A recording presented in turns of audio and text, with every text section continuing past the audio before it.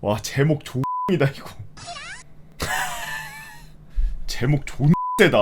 술집 알바할 때 손님이랑 손님 어머님이랑 모텔 간설? 비그레이트님께서 올려주신 썰렁설레입니다. 안녕하세요. 유튜브는 항상 챙겨보고 아침에 일어나 있으면 트위치로 복링와이드 보는 20대 남자입니다. 이 상황을 설명하기 위해 2019년 12월 25일 크리스마스 때로 돌아가야 됩니다. 아, 좀 있으면 진짜 크리스마스네. 3개월만 있으면. 여자친구들, 남자친구들 만들었나요? 아니 컴퓨터 속에서 말고 아니 현실에서. 저는 대학생이기에 용돈 겸 자취방 비용을 벌기 위해서 아르바이트를 구하고 있었습니다. 할 게 없었던 저는 PC방에 가서 게임이나 하고 있었죠. 그러던 중 전화가 왔습니다. 딸랄랄랄랄. 여보세요? 땡땡아, 여기 얼마 전에 면접 본 곳인데. 아, 네, 안녕하세요. 사실 면접 본 곳이 한두 군데가 아니라서 눈치를 보면 대답만 했습니다. 그래, 너 혹시 내일부터 출근할 수 있니? 아니, 이제 면접 보고서 이제 출근 준비해야 되는데 반말을 한다고? 점주님께서 너무 좀... 그런데? 그럼요, 몇 시쯤 출근할까요? 7시쯤에 오렴. 네, 알겠습니다. 저는 목소리로 면접 본 사람을 유추했고 다음날 잘 출근할 수 있었습니다. 야, 목소리로 유추해가지고 그 사람 가게로 갔단 말이야? 너 어딘지도 모르고? 야, 대단한데? 코난이야? 안녕, 나는 명탐정 코난. 면접을 50곳을 봐도 목소리로 사장님을 유추할 수 있지. 제가 일하게 된 곳은 프랜차이즈 맥주집이었고 본 근무자의 근무 태만으로 새로 오픈하게 될 곳이 아닌 다른 가게에서 근무하게 되었습니다. 이게 제가 이해가 안 되는 무슨 말이에요 이게? 나 이거 보면은 원래 여기에 근무하고 있던 애가 있었는데 그 근무 태만한 애 때문에 새로 오픈한 데가 아니라 다른 가게에서 근무하게 됐대. 그럼 몇 호점이야? 씨발, 본점은 어디고 다른 가게는 어디며 새로 오픈한 데는 어디고 몇 호점이야 이거.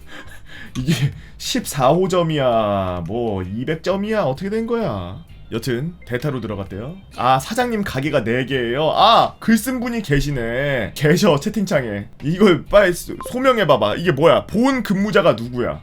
아, 이렇게요. 원래는 새로 오픈하는 데로 들어가야 되는데 원래 있던 근무자가 근무 태만으로 잘려가지고 그래서 그 사람 대타로 그 가게에 들어가게 됐다 그러네요. 일하는 건 어렵지 않았습니다. 고객 응대에 대해서는 여러 직종에 일해왔기 때문에 자신이 있었죠.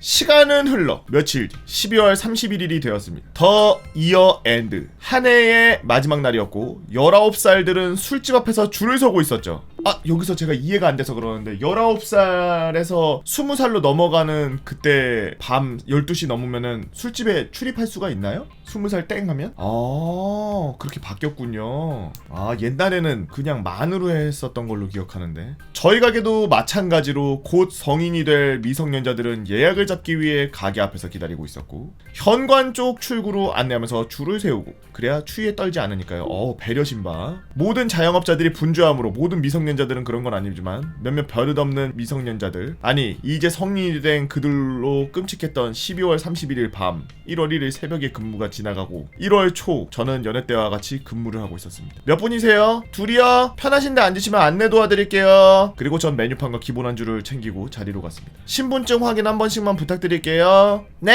사실 갓 성인이 된 친구들은 신분증 검사를 하는 행위 자체를 매우 자랑스럽게 생각하곤 했죠. 종업원인 저를 쳐다보는 고객님들의 얼굴은 이제 막 20살이라고 밖에 생각되지 않는 그런 사람들이라 많이 웃으면서 검사를 하곤 하죠. 참고로 어떤 분들은 찍어온 사진으로 신분증 확인을 요청하는데 신분증은 실물 확인이 무조건이며 법적으로도 그렇습니다. 요즘에는 패스라고 해서 거기에 운전면허증 등록할 수 있어요.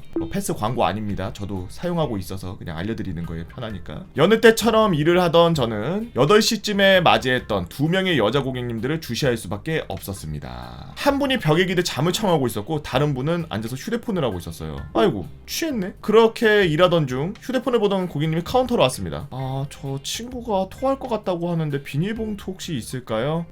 네, 감사합니다. 아니구나. 네, 잠시만 감사합니다. 네, 잠시만 기다려주세요. 같이 일하던 매니저 동생이 비닐봉지를 가져다 주려는데 돌아오지 않았습니다. 포상이야. 손님의 입에서 나오는 걸 매니저 동생이 받아주고 있더라고. 저는 사태가 쉽게 지나가지 않으리라는 걸 생각하면서 예의주시하고 있었죠. 그러던 중 정신이 멀쩡한 여자 고객님께서 가게의 정확한 위치를 묻는 전화를 저희에게 건네주셨고 매니저 동생은 전화를 받고 안내를 도왔습니다. 그리고 저에게 그러더군요. 저 친구 어머님 한성격 하시는 것 같은데 말투가 아주 매서워요? 뭐 알아서 하시겠지. 하지만 알아서 못 하시더라고요. 토를 하시던 여자 고객님의 어머님이 오시더니 상황을 보시곤 다시 나가더라고요. 그리고 10분 뒤 다시 오셔서 이렇게 말하더라고요. 아니 이봐요 삼촌, 내가 애를 옮기기 힘들어서 그러니까 옆에 저기 방 잡아놨거든? 혹시 좀 도와줄 수 있을까? 아니 집에 안 가시고 방을 잡아놨다고 그쪽으로 가라고요? 가게에서 일을 하고 있던 제가 여성 고객님을 업고 숙박업소에 들어간다는 행위 자체가 다른 사람들이 혹시나 보면은 굉장히 안 좋다는 걸 알기에 저는 어머님께 한 말씀 드렸습니다. 그럼 어머님이 동행을 해주셔야 되고요. 제가 가는 동안 계속 동행해 주셔야 돼요. 법적 대리인의 동의를 받고 상황을 듣던 사장님은 고객님을 업으라고 했습니다. 근데 들자마자 찌릿하더라고요.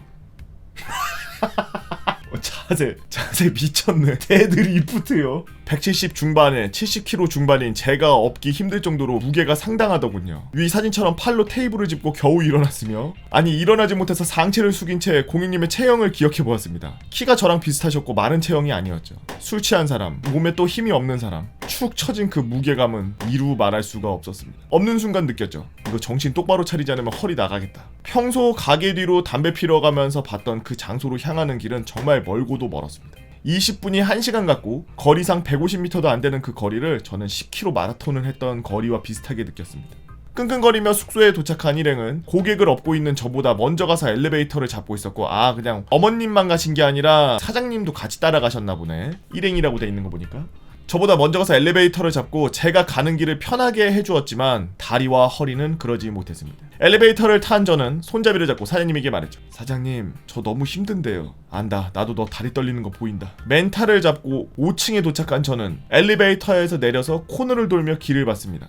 이 복도를 봤대요. 이제 모텔에 나와서, 모텔 구조가 보통 이렇게 복도식으로 이렇게 돼 있나 보네. 저 길 끝에 이 고객님의 어머님께서 저를 쳐다보고 계시더라고요. 왜 안 도와주고. 그런데 제 멘탈이 무너졌습니다. 저 길이 좁아지고 길어지면서 어머님이 멀어지시더라고요.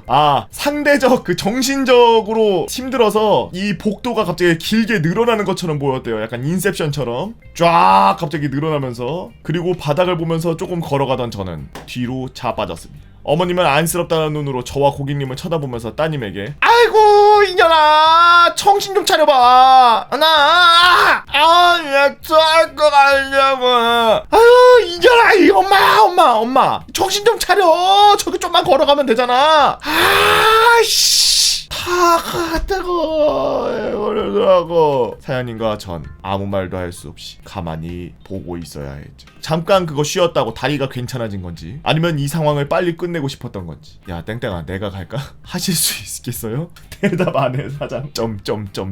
등에다가 엎어주세요. 그렇게 저는 고객을 다시 업고 방까지 가서 침대에 던지듯 눕혀드렸습니다. 그리고 감사하다는 어머니의 말에 나가려는 찰나 사장님은, 어머님 사실 제가 여기까지 따라온 건 다른 이유가 아니라 포스기까지 제가 들고 왔어요. 어머니 계산이 안 되셨더라고요. 어머님은 카드를 주시면서 동행했던 고객님의 친구에게 부탁을 했습니다. 그리고 가게로 돌아와 20분가량 대충 휴식을 취하고 바로 근무에 또 투입했죠. 살다 보니 별일이 다 있구나 하는 날. 그리고 다음부터는 이런 일이 있을 때 앰뷸런스를 부르는 게 낫겠다고 생각했습니다. 반응이 괜찮다면 술집 알바하면서 있었던 그 고객님과의 일화, 그 고객님의 어머니가 고객으로 온 일, 30대 후반 누나들이랑 친해진 일, 간호사에게 번호 받은 일 등, 그리고 카지노가 있던 호텔에서 근무하며 있었던 일들에 대해 썰을 한번 풀어보고자 합니다. 항상 즐겁게 잘 보고 있습니다. 감사합니다 라면서 다음 썰이 더 기대가 되는, 항상 썰랑 썰레 그 마치 그 버뮤다 삼각지대 같은 미스테리한, 마치 그 이집트 피라미드 같은, 저걸 어떻게 지었을까 같은 그런 느낌이 드는 엔딩이 항상 다음 글은 어떤 걸 써보겠습니다가 더 재밌어 보이는 이 아이러니함. 여러분들은 알바를 하면서 어떤 재미난 일들이 있었나요? 혹은 세상을 살면서 어떻게 재미난 생활을 하면서 나 혼자만 알고 있기 아쉬운 그런 일들이 일어나서, 여러분들의 재미난 이야기 네이버 카페 개보고 펜 다 모여라 개펜다로 오셔서 썰랑썰레 게시판에다가 글 남겨주시면 유튜브로 작업해서 업로드하도록 하겠습니다. 유튜브로 보시는 분들 구독과 좋아요, 알림 설정 잊지 말고 한 번씩 눌러주시고요. 오늘 여러분 유박.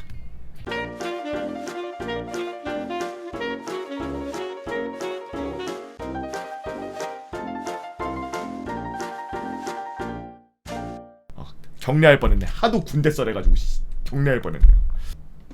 습관이야. 군대 썰 좀 끊어야지. 군대 썰 너무 많이 해가지고 경례 자동으로. 야 근데 제목이 좋다. 이건 무조건 클릭이야. 이건 진짜 제목 때문에 억을 미쳤다.